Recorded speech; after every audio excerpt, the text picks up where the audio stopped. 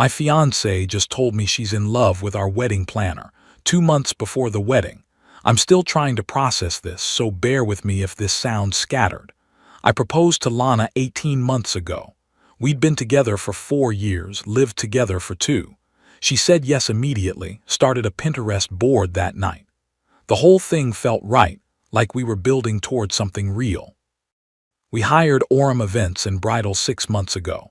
Premium service, they handle everything from vendor coordination to day of management. Our planner Marco came with stellar reviews, multiple 5-star weddings, featured in some local bridal magazine. First meeting, he showed up with a leather portfolio and knew exactly how to talk to us. Professional as hell. Wedding supposed to be in 8 weeks. Invitations are out. We've got 140 confirmed guests, a venue booked at this historic estate outside the city, a string quartet, the works. Lana's been spending more time working closely with Marco on what she called final details. They'd meet 2, sometimes 3 times a week. I didn't think anything of it.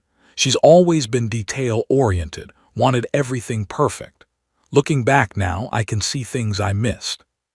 She started dressing up for planning meetings, full makeup, that perfume she usually saves for date nights.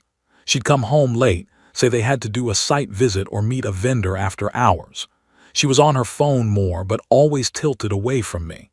I chalked it up to wedding stress. 3 nights ago, everything changed. She came home at 11 p.m. from what was supposed to be a 2-hour cake tasting. I was on the couch watching TV, asked her how it went. She didn't answer right away, just stood there by the door still holding her keys. Then she sat down on the opposite end of the couch. We need to talk, I knew. My stomach dropped before she even said another word. I've developed feelings for someone else. She looked at the coffee table, not at me, and said, "It's our wedding planner, Marco." For a moment I just sat there staring at her. Our wedding planner. The guy we're paying $8,000 to coordinate the happiest day of our lives. The same Marco who sat in our living room 3 weeks ago, drinking coffee I made, showing us photos of ceremony arches. She started crying, said it just happened. They connected on a deeper level. She'd been confused for weeks. She said she thought we should postpone the wedding. Maybe called it off entirely. She kept saying she was being honest because she respected me too much to lie. I didn't yell, didn't throw anything. I felt numb, like I was watching this happen to someone else. I just stood up, said I need some space, grabbed my laptop and wallet and walked out. Got a room at a Holiday Inn 2 miles away. That was 3 days ago. She's texted me nonstop since. Long paragraphs about how she never meant to hurt me, how she knows this is awful timing, how she hopes someday we can be friends. I haven't responded to any of them. The first night at the hotel, I couldn't sleep. I kept thinking about Marco in our home. He's been there maybe a dozen times over 6 months. He's seen our guest list, knows our families, has my credit card on file for vendor deposits. And the whole time, apparently, he was planning to sleep with my fiancée. The second night, I started going through our finances. We have a joint account just for wedding expenses, started it 10 months ago. We've each been contributing $1,500 a month. I pulled up every transaction Lana made. Here's what I found. Planning sessions with Marco 3 times a week for the past 6 weeks. But some of these sessions had credit card charges attached. A wine bar downtown. 2 glasses of wine each time based on the itemized receipts. That's not a planning session, that's a date. There's a charge from a French restaurant 2 weeks ago, $156, 8:30 p.m. She told me she was meeting her sister that night. I also found something else. Lana uses Google Calendar, and we share access because of the wedding timeline. I'd never looked closely before, but now I did. Meetings labeled Marco, dress-fitting coordination at 7 p.m. on a Wednesday. Final walkthrough at 9 p.m. on a Friday. Who does venue walkthroughs at 9 at night? This morning I went through the contract with Orem Events. All 23 pages. I'm in risk management for my job. I read contracts for a living, but I hadn't paid much attention to this one before. Lana handled most of the vendor agreements. Section 7.3, Professional Conduct Standards. It says staff must maintain appropriate professional boundaries with clients at all times, and specifically prohibits romantic or sexual relationships with clients during active contract period. Violation results in immediate contract termination, forfeiture of fees, and financial penalties up to twice the contract value. Twice the contract value. We paid them $8,000. Marco also coordinated deposits for our venue, photographer, and musicians, another $3,000 in charges on our joint account. I've been sitting in this hotel room staring at that clause for 2 hours. Part of me thinks I should just walk away, cancel everything, eat the deposits, block both their numbers, and move on with my life. Take the loss, start over. But another part is thinking about the fact that this guy violated a professional ethics standard. He's not just some random affair partner. He's a vendor we trusted. We gave him access to our lives, our money, our families. And he crossed a line that his own company says is terminable. I haven't told anyone yet. Not my parents, not my best man, not my sister. They're all excited about the wedding, keep texting me asking about final headcounts and hotel blocks. I don't know what to say to them. Am I crazy for considering making this a legal issue? Should I contact his company? Or should I just ghost both of them and try to move on? Edit. A few people asked, yes, I've saved all the receipts and calendar screenshots. Not sure what I'm doing with them yet, but they're saved on my laptop and backed up to cloud storage. Update 1. First off, thanks for all the comments. Seriously. Some of you gave me the kick I needed to actually do something instead of just sitting in that hotel room spiraling. It's been a week since I posted. Here's what happened. I spent 2 days putting together a file, not just the receipts and calendar screenshots, but everything. I went back through Lana's Google Calendar and found 14 planning meetings in the past 2 months that happened after 7 p.m. I cross-referenced them with our credit card statements and found charges that matched. Wine bars, restaurants, one coffee shop that's 40 minutes from our house and nowhere near any wedding vendors. I also realized Lana has a separate Google Photos album. She'd shared it with me months ago for wedding inspiration. And there are photos in there from what looks like the same wine bar. Her and Marco in one shot, toasting with wine glasses. Timestamp says it was taken 5 weeks ago. I also reread that contract about 10 times. Section 7.3 was clear, but there was more. Section 12 covers dispute resolution and says either party can terminate for breach of professional standards. Section 9.4 details refund policies. Full refund of base service fee plus financial penalties equal to documented damages in cases of staff misconduct. Friday morning, I drafted an email to the owner of Orem Events. Guy named Vincent DeLuca. His name's on the contract on the website. On the business license I looked up. I kept it factual, didn't get emotional. Explained the situation, attached the evidence, referenced the specific contract sections being violated.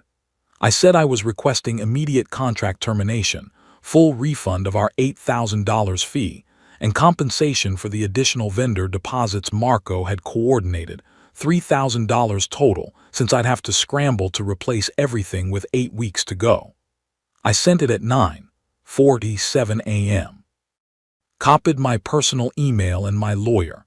Yeah, I called a lawyer Thursday, friend from college who does contract litigation. He looked at everything and said I had a very strong case if I wanted to pursue it. I got a response in 4 hours. Mr. DeLuca called me directly. He sounded pissed, not at me, at Marco. He said he was horrified by the allegations, that this violated every standard they have, and that he was launching an internal investigation immediately. He asked if I was willing to provide a formal statement. I said yes.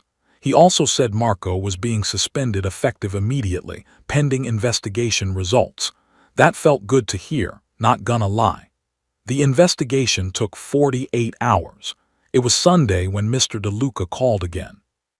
He'd interviewed Marco, reviewed the evidence I sent, pulled Marco's work calendar and company credit card records.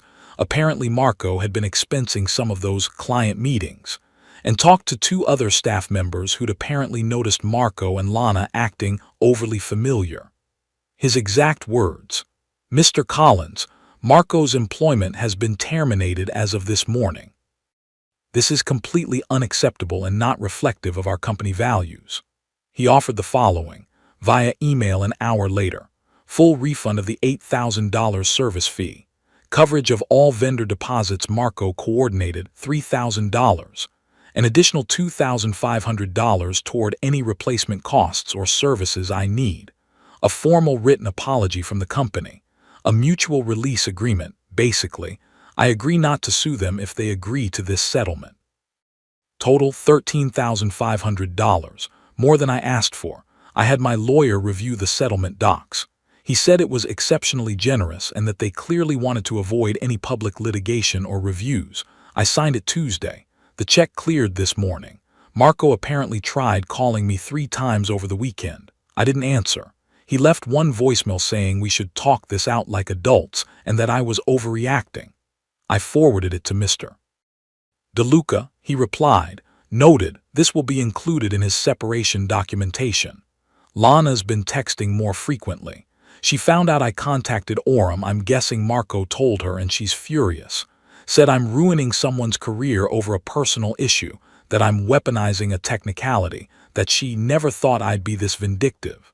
I didn't respond to those either. What I did do was send her a message Wednesday. I've secured a full refund from Orem Events. Wedding's officially canceled. You should start telling people. I'll tell my side. Then I muted her number. My parents know now. I called them Tuesday night, explained everything. My mom cried. My dad said, you did the right thing, son. He's a retired attorney, so that tracks.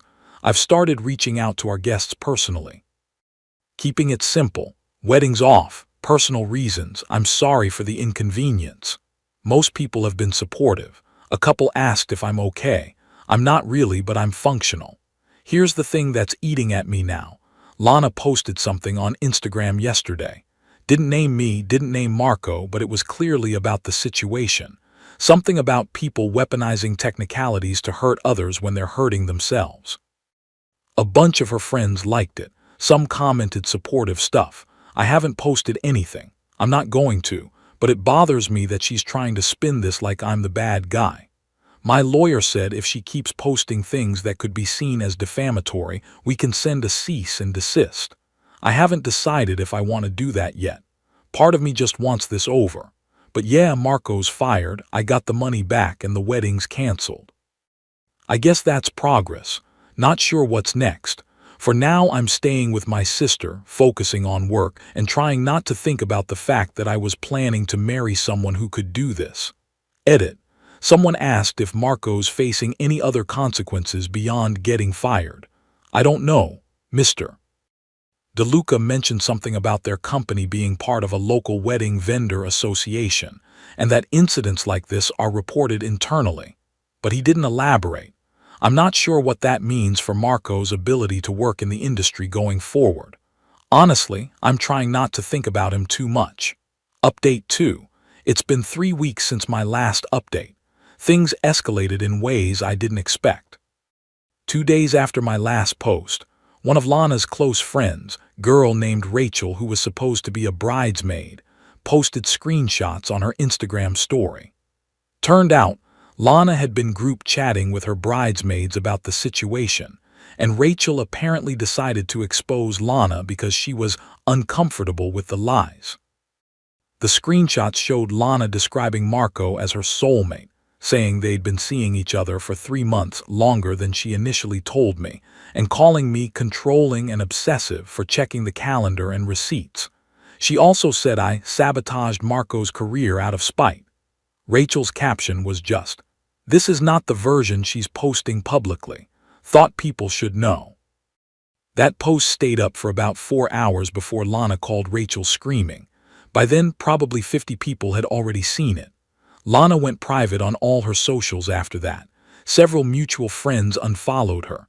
Her sister, who I've always gotten along with, texted me an apology, said her family was mortified at what happened. I didn't respond to most of this. I was trying to just move on. Then Marco contacted me. Again. He sent a LinkedIn message last Tuesday. "Adrian, I think we should talk. This has gotten out of hand. Let's meet and figure out a resolution before lawyers get more involved." I showed it to my lawyer friend. He said, if you meet him, record it. Our state's one-party consent, you don't need his permission. He also said Marco reaching out directly, especially mentioning lawyers, was interesting and potentially stupid on Marco's part. I responded, coffee shop on Main Street, Thursday 3 p.m. Marco showed up looking rough. Hadn't shaved, bags under his eyes. We sat in the back corner. I had my phone in my jacket pocket, recording app running. He started with, look, I know I messed up. I'm not trying to make excuses. I just waited. He said Lana came onto him first at a venue tour 2 months in. She touched his arm and made a comment about how attentive he was. He said it escalated gradually, that he knew it was wrong, but things happen. He said he never thought I'd actually look at the contract terms or that I'd go nuclear on his career. Then he got to his real point. I need you to retract the complaint with Orem. Tell DeLuca you overreacted, that you don't want me to lose everything over this. I'll disappear from both your lives, I swear, but I can't get hired anywhere now. His company's blackballing me. I asked, why would I do that? He leaned forward. Because if you don't, I'll make this public. I've got documentation of all our meetings, all the planning. I'll tell people you were an absent partner, that Lana and I genuinely connected because you neglected her, emotionally abused her even if I had to. I'll make you look worse than you've made me look. I just stared at him. This guy was threatening me. I said, you're saying you'll try to trash my reputation if I don't help you. I'm saying we can both walk away clean if you just send one email. Then he said something I didn't expect. Plus, I've got vendors who owe me favors.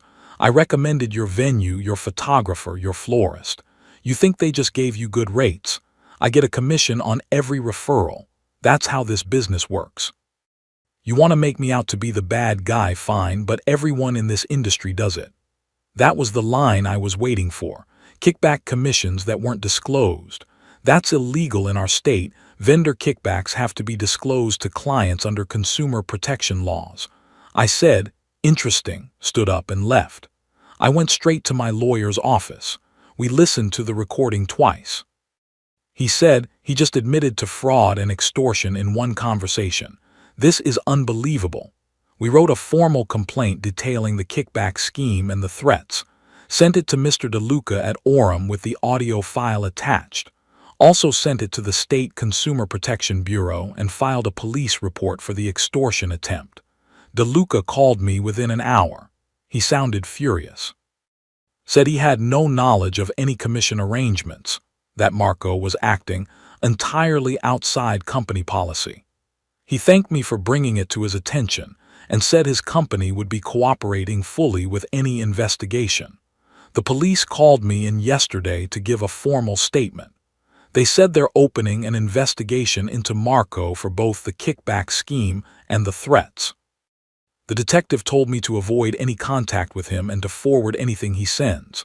Marco tried calling me twice last night. I didn't answer. He sent a text this morning. You're ruining my life over a misunderstanding. I didn't mean it the way it sounded. I forwarded it to the detective. He replied, good, keep them coming. Lana also found out about the police investigation. She sent me a long email this morning. Said I'm taking this too far, that Marco's facing real legal consequences over what she called relationship drama, and that I'm obsessed with revenge. I didn't respond. My lawyer said not to engage with either of them at this point. Here's where things stand. Marco's under investigation for consumer fraud and extortion. Orem Events is conducting an internal audit of all his referrals and commissions. Mr. DeLuca said they might pursue their own legal action against him for damaging their reputation. As for me, I'm done.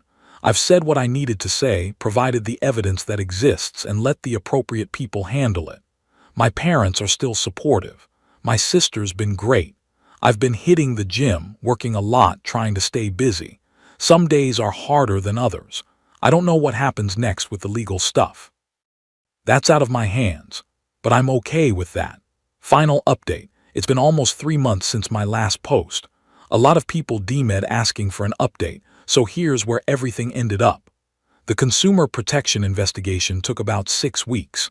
They found evidence Marco had been taking undisclosed kickback commissions from at least 8 vendors over 2 years, not just with my wedding. total around $15,000 in unreported referral fees. He was fined $8,500 and put on a state registry for consumer fraud violations. The criminal investigation into the threats wrapped up last month. Prosecutor offered him a deal: plead to misdemeanor harassment, 1-year probation, mandatory anger management, stay away from me. He took it. My lawyer said we could have pushed for more, but honestly I just wanted it over. Here's the bigger hit for him. Orem Events reported the ethics violation to the Regional Wedding Vendor Association. Marco's now on there, do not work with list, which about 60 venues and 100+ vendors in the area subscribe to. From what I heard through a mutual contact, he tried getting hired at 3 other event companies. All turned him down once they ran his name through the association database. He apparently tried freelancing for a while, but venues won't book him because of the blacklist. Last I heard, he moved 2 states over. I don't know what he's doing now. Don't really care. Remember how Lana tried spinning this on social media?